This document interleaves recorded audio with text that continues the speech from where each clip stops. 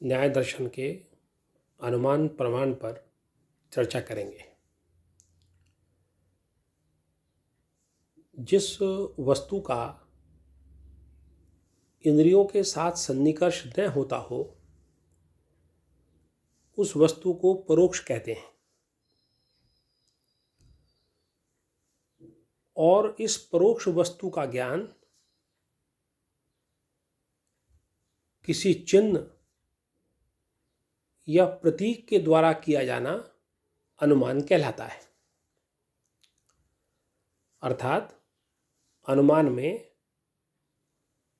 हम परोक्ष वस्तु का ज्ञान किसी चिन्ह या लिंग के द्वारा कहते हैं। चिन्ह को लिंग भी कहते हैं, साधन भी कहते हैं।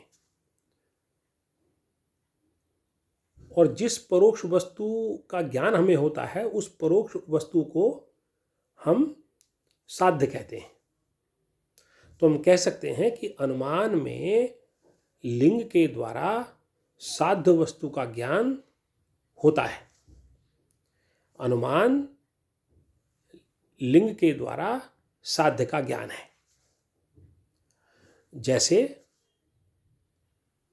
हम पर्वत पर धुआं यदि देखें और हमें धुएं को देख करके यह ज्ञान हो जाए कि पर्वत पर आग है,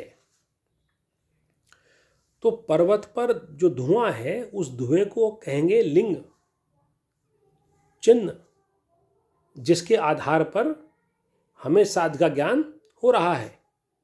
और अग्नि को कहेंगे साध्य। लेकिन यह अनुमान किस आधार पर होता है?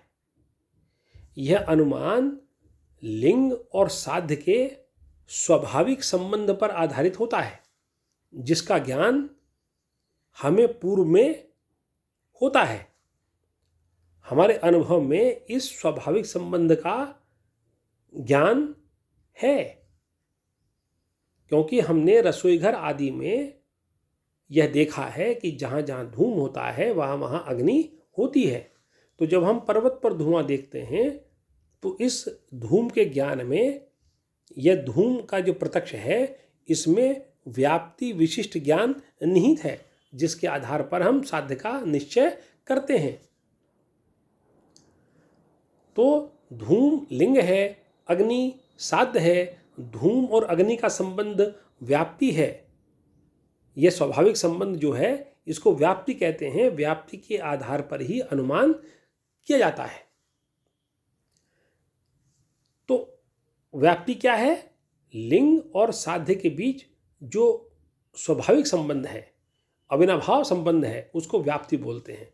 कभी न छूटने वाला संबंध है और यह संबंध उपाधि रहित होना चाहिए। तो हम ये कह सकते हैं कि व्याप्ति लिंग और साध्य के बीच अविनाभाव उपाधि रहित संबंध है, और इसी व्याप्ति के आधार पर अनुमान होता है। तो यह स्वाभाविक संबंध हम पहले से ही जानते हैं। जैसे रसोई घर आदि में, अन्य जगहों पर हमने यही देखा है कि जहाँ जहाँ धुआं होता है वहाँ वहाँ अग्नि होती है। तो पर्वत पर जब हमने धुआं देखा तो हम जो साध्य अग्नि है उसका अनुमान कर लेते हैं, उसका ज्ञान कर लेते हैं। यहाँ पर व्याप्ति के संबंध में यह ध्यान देने योग्य है कि व्याप्ति धूम और अग्नि के बीच है, अग्नि और धूम के बीच में नहीं होती। क्योंकि धूम और अग्नि के बीच में यदि उपाधि रहित संबंध है तो जहाँ जहाँ धुआं है वहाँ वहाँ अग्नि होगी ही होगी, किंतु जहाँ जहाँ अग्नि है वहाँ वहाँ धुआं है, इसमें व्याप्ति संबंध नहीं है। क्यों नहीं है? क्योंकि तपते हुए लोहे के पिंड में अग्नि है, धुआं नहीं है। तो व्याप्ति क्या है? जहाँ जहाँ धूम है वहाँ वहाँ अग्नि है। तो इस प्रकार से हम व्याप्ति के आधार पर अनुमान करते हैं। जहाँ पर हमें लिंग के दर्शन होते हैं, चिन्ह या प्रतीक के दर्शन होते हैं, उसे कहते हैं पक्ष, यानी कि पर्वत पक्ष है।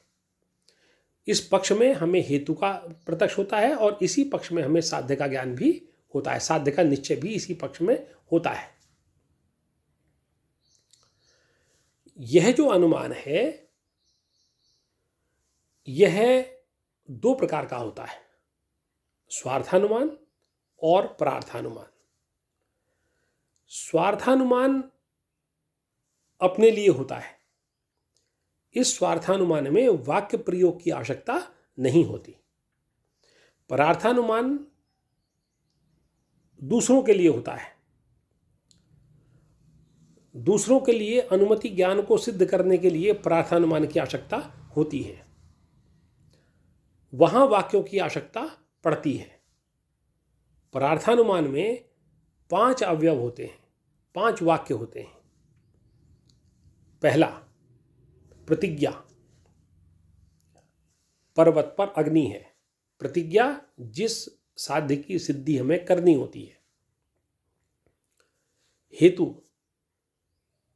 क्योंकि वहां पर धूम है, क्योंकि वहां पर हेतु है, क्योंकि हेतु के आधार पर ही साध्य पर पहुंचते हैं, साध्य का निश्चय होता है। दृष्टांत या उदाहरण, जहां जहां धूम है वहां वहां अग्नि है, जैसे रसोई घर। तो हम जिस धूम से साध्य पर पहुंचते हैं, उदाहरण में उस धूम और साध्य के बीच व्याप्ति संबंध को बताया गया है। उपनय, पर्वत पर भी ऐसा ही है। यहां पर यह बताया गया है कि जो पर्वत पक्ष है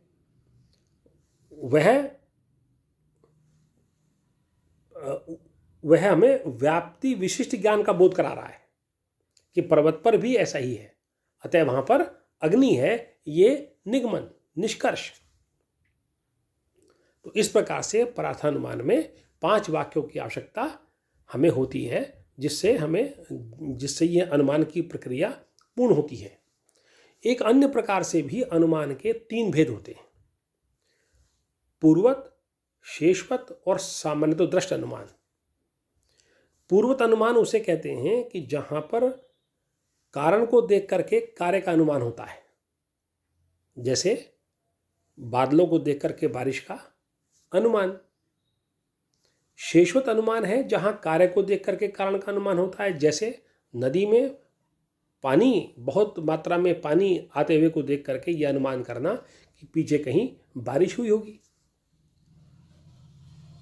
शेषवत को एक अन्य प्रकार से भी बताया गया है कि समस्त संभावितों का प्रतिषेध करने के बाद किसी भी अन्य संभावितों के न रहने पर जो शेष बच जाए, उस शेष के आधार पर जो अनुमान किया जाता है उसको शेषवत अनुमान कहते हैं।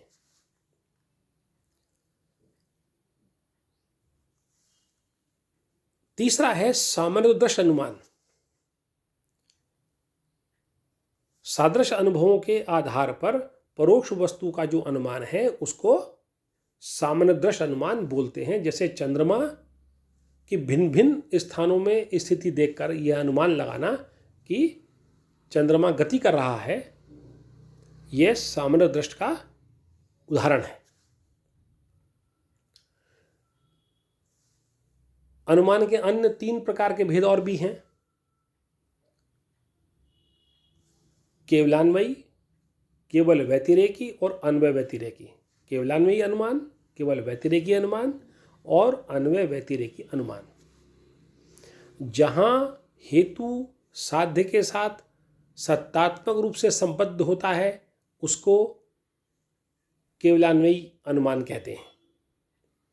जहां हेतु साध्य के साथ निषेधात्मक रूप से संबद्ध रहता है उसको केवल व्यतिरेकी अनुमान कहते हैं। और जिस अनुमान में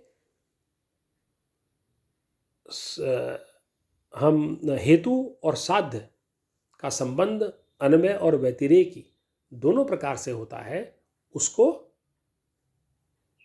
अन्वय व्यतिरेकी अनुमान कहते हैं। धन्यवाद।